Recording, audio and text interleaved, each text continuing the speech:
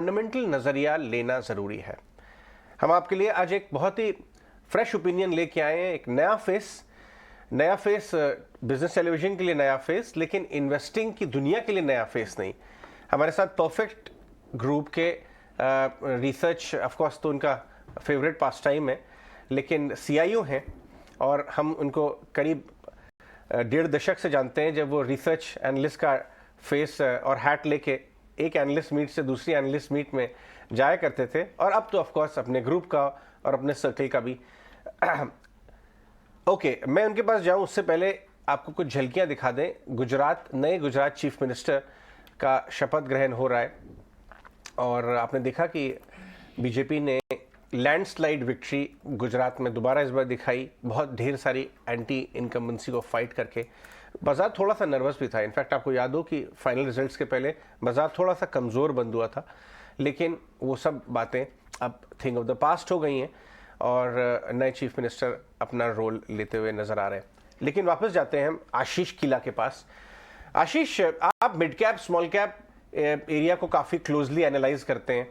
इस समय आपको वैल्यूएशन पिक्चर कैसी दिख रही है? आपको सफिशिएंट ऐसे स्टॉक्स नज़र आ रहे हैं एनवायरनमेंट में जहां पे फ्रॉथ ना हो लेकिन फिर भी अर्निंग्स ग्रोथ अच्छी हो, या एक दिक्कत वाली बात हो गई एक स्टॉक पिकर के लिए? बस जस्ट क्विकली एक सेबी डिस्क्लेमर दे दूं कि we not SEBI registered and जो भी हम स्टॉक्स बोले for educational purpose only, not an investment wise जी। एंड जैसे आपने बोला कि अजय भैया, thank you for the introduction and it's lovely to meet you. And आप अगर देखेंगे मिड कैप स्मॉल कैप में there are always pockets of opportunity. So अगर आप has gone through a pain period of last many years. आज 4-5 years से pain period में चल रहा था and lot of these opportunities are available in the mid cap small cap space in the financial sector. तो इस तरह से you will always have pockets of opportunity in different sectors. सही बात कही। मैं देख रहा हूं कि बैंक्स और एनबीएफसी में आपको अपॉर्चुनिटी नजर आ रही है। किस तरह के एनबीएफसीज आप रिसर्च कर रहे हैं या बैंक्स? अगर आपके पोर्टफोलियो का हिस्सा क्या क्या है?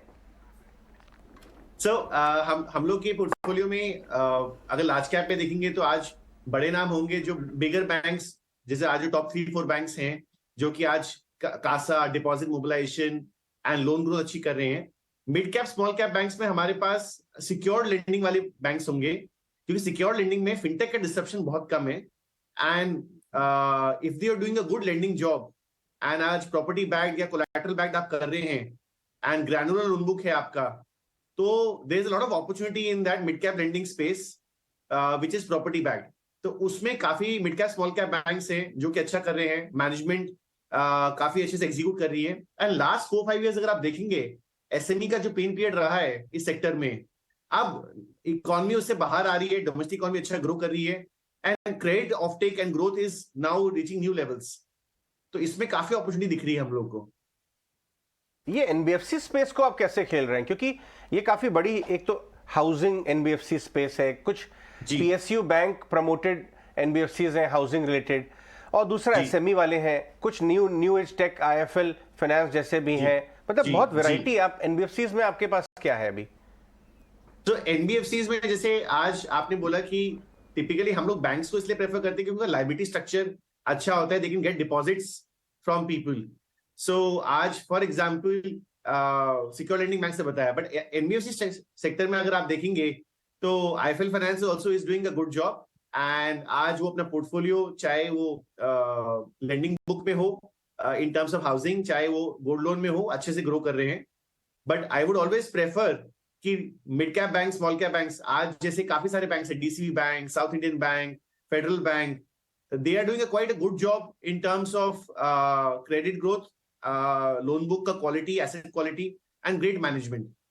So they would be, I would say, preferably the kind of things which you can look at from a deposit from a growth perspective. बिल्कुल। गुड आफ्टरनून आशीष, एक बात और समझना चाहेंगे कि आप अपने क्लाइंट्स को अभी फिलहाल आईटी स्टॉक्स को लेकर कैसे एडवाइस कर रहे हैं? क्योंकि हमने देखा कि शुक्रवार को जब एचसीएल टेक की थोड़ी सी वीक गाइडेंस की बात हुई, पूरा आईटी पैक प्रेशर में था, लेकिन आज आप देखें तो रिकवरी अटेम्प्ट भी दिख रहा है। आईटी स्टॉक्स को आप कैसे अप्रोच कर रहे हैं अभी? हाँ, तो देखिए हम लोग अपने लिए काम करते हैं, क्लाइंट्स के लिए नहीं करते proprietary. But to your question कि आज आईटी में अभी हेडविंड्स काफी चल रही है यूएस रिसेशन की and layoffs and as you said एक्सीएल का guidance is coming down. But what happens, क्या होता है जी कि आगे एक लेवल पे स्टॉक एक अच्छे भाव पे अगर आ रहा है, एक अच्छी वैल्यूएशन पे आ रहा है, तो आईटी स्टॉक्स धीरे धीरे अभी शॉर्ट टर्म में इनमें पेन चल रहा है कि आज इनमें आगे ग्रोथ अपॉर्चुनिटी थोड़ा सा in the short term to medium term दिक्कत चल रहा है. बट जितना पेन यूएस रिसेशन में आएगा उतना ही आउटसोर्सिंग अपॉर्चुनिटी बढ़ेगा इंडियन कंपनीज के लिए. और एक लेवल पे जो करेक्शन हो रहा है इन कंपनीज में, इनकी वैल्यूएशन बहुत अट्रैक्टिव हो जाएगी. तो वापस आने वाले समय में, कमिंग टाइम में, ये नाम वापस कुड गिव गुड रिटर्न्स. ठीक है आशीष, मेरे पास जो जानकारी है उसके अकॉर्डिंग आपको प्लेटफॉर्म वाली कंपनियां काफ़ी पसंद हैं. आप मेरे को ये बता पाएंगे कि क्यों आपको प्लेटफॉर्म वाली कंपनियां पसंद है? ये वैल्यूएशन से अट्रैक्टिव होगी इसलिए कि इनका आपको बिजनेस भविष्य में बहुत अच्छा लगता है इसलिए, या फिर आपने महंगा नहीं खरीदा, अब आपको सस्ता मिल रहा है सिर्फ इसलिए अच्छी लगती हैं? तो पहला पॉइंट, प्लेटफॉर्म कंपनी हमेशा एक बेनिफिट क्या रहता है कि हम जब भी बोलते हैं इंडिया में अपॉर्चुनिटी बड़ी है और कुछ कंपनी 1% 2%, प्लेटफॉर्म कंपनी में हमेशा एडवांटेज क्या रहता है कि अगर वो प्लेटफॉर्म अच्छे से कर रहा है तो दे कैन वो पूरा ही मार्केट शेयर या major part of market share gain कर पाते हैं. एंड बिकॉज ये लोग इतना पॉसिबिलिटी होती है मार्केट शेयर गेन करने के लिए, तो शुरुआत के स्टेज पे जब ये लोग फाइट कर रहे होते हैं एक दूसरे से, तब ये लोग थोड़ा सा कैश बर्न, लॉस और ये सब चीजें कर रहे होते हैं. अब हम लोग का as a value investor, as a fundamental investor, उनमें ये देखना है कि इनमें से कौन सी ऐसी प्लेटफॉर्म कंपनी है जो सर्वाइव करेगी, जो लॉन्ग टर्म में आज कंपटीशन से आगे बढ़ेगी. तो अगर आप देखेंगे काफी ऐसे सेक्टर है, जैसे फॉर एग्जांपल इंश्योरेंस सेक्टर है, जहां पे एक प्लेटफॉर्म कंपनी है आज ऑनलाइन इंश्योरेंस में 90% मार्केट शेयर लेके बैठी है और साल भर खत्म हो गया, उसमें लॉक इन पीरियड की सेलिंग वगैरह काफी हद तक खत्म हो गई है. एंड आज वहां देखेंगे कि इस भाव पे आज वहां पे दो यूनिकॉर्न है उस कंपनी में. एक क्रेडिट लेंडिंग इंजन है उसमें, डीएसए इंजन है, और एक इंश्योरेंस का एग्रीगेशन प्लेटफॉर्म है उसमें.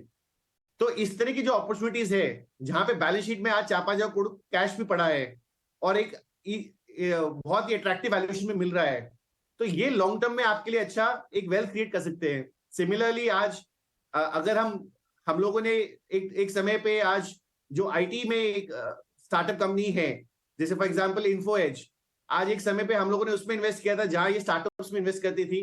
And over the last many years काफी अच्छा उसमें रिटर्न आया, वर्किंग निवेश करके आया. वैसे ही सिमिलरली अगर आप और स्टार्टअप्स में देखेंगे जो अभी लिस्ट हुए हैं, तो आज पेमेंट बैंक्स में भी 1-2 कंपनियां हैं जो कि बहुत ही अट्रैक्टिव वैल्यूएशन पे अगर आ गई है एंड पूरा इंडिया में 94% डिस्ट्रिक्ट्स कवर कर रही है. और ये जो पेमेंट बैंक कंपनीज है जो आज लिस्टेड स्पेस में मिल रही है, आज बॉटम ऑफ द पिरामिड में प्रॉफिटेबल बेसिस पे ये लोग मॉडल ग्रो कर रहे हैं. आज ये लोग बर्निंग मॉडल नहीं है इनका, हर ट्रांजैक्शन पे they make money, her merchant को ऑनबोर्ड करने पे ये पैसा बनाते हैं. काफी अच्छी आईसीआईसीआई की टीम है इनके पीछे और काफी अच्छे फंड्स ने निवेश कर रखा है. अगेन इसमें भी लॉक इन पीरियड आपका 1 ईयर का खत्म हो चुका है. तो आज काफी ये अच्छे स्टार्टअप्स जो लिस्ट हुए हैं, टेक कंपनीज हुए हैं, after the pain period of 1 year correction period काफी अट्रैक्टिव वैल्यूएशंस पे मिल रहे हैं. आशीष, आप मैन्युफैक्चरिंग में क्या ओन करते हैं अपने स्टॉक्स में? मैन्युफैक्चरिंग की काफ़ी बात आ रही है कि ये एक रेनेसा है, मैन्युफैक्चरिंग का रेनेसा, और देश में चाहे वो केमिकल्स हो, चाहे वो फुटवेयर हो, इलेक्ट्रॉनिक्स हो, दुनिया भर का कैपिटल गुड्स मैन्युफैक्चरिंग बढ़ रही है.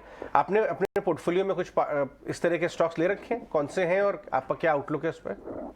तो मैन्युफैक्चरिंग हम लोग 2 थीम्स खेले थे, ऑटोज और कैपिटल गुड्स. ऑटोज में अगर आप देखेंगे कि डोमेस्टिक इकोनॉमी अपना अच्छा कर रही है, and specially on the passenger vehicle side, the CV side काफी अच्छा उसमें ग्रोथ आया है. तो ऑटो एंसिलरीज जो कि आज अपने नए इलेक्ट्रिक व्हीकल्स के लिए सप्लाई कर रहे हैं और उसमें अच्छा ग्रोथ पा रहे हैं, उनके अंदर निवेश करा हुआ है.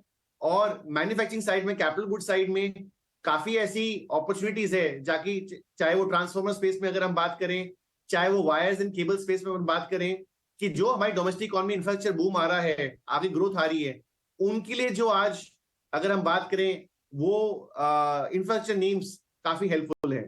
तो इसमें ये होता है कि अगर आप प्रॉक्सी नेम्स खरीदें rather than buying say a direct EPC company और समथिंग, अगर आप cables, wires, infrastructure companies, capital good suppliers to the infrastructure boom लें, तो वो एक ज्यादा बेटर अपॉर्चुनिटी है मैन्युफैक्चरिंग अपॉर्चुनिटी को खेलने के लिए।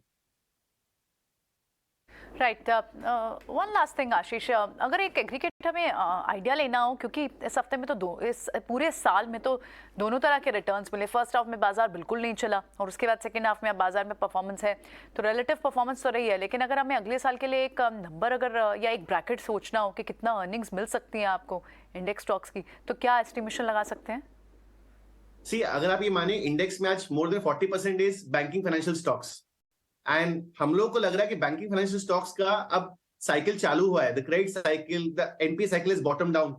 तो सिंस इतना बड़ा कॉन्स्टिट्यूएंट इंडेक्स का फाइनेंशियल सर्विसेज और स्टॉक्स है, index should do well, should give good earnings in the coming times.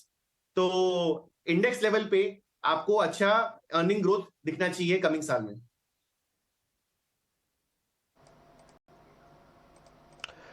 Okay, ठीक है आशीष, बहुत बहुत शुक्रिया, थैंक यू वेरी मच। अच्छा लगा आपसे बातचीत करके, जल्दी आपसे वापस मुलाकात होती है। बहुत शुक्रिया, थैंक यू वेरी मच। खैर, इस बीच